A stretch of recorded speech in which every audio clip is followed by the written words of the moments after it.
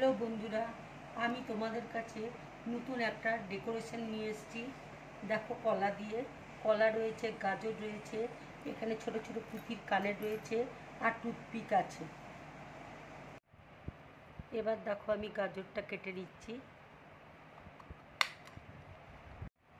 গাজরটা দেখো এইভাবে আমি পরিষ্কার করে ছাড়িয়ে নিচ্ছি। কলার মুখটা আমি ছাড়িয়ে নিচ্ছি।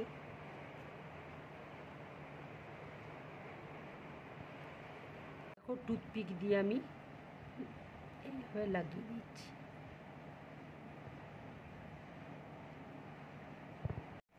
এবার দেখো, চোখগুলো আমি লাগিয়ে দিচ্ছি।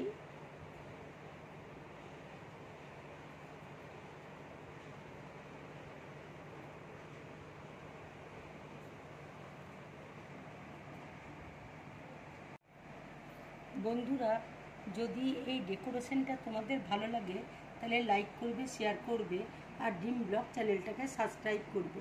নমস্কার।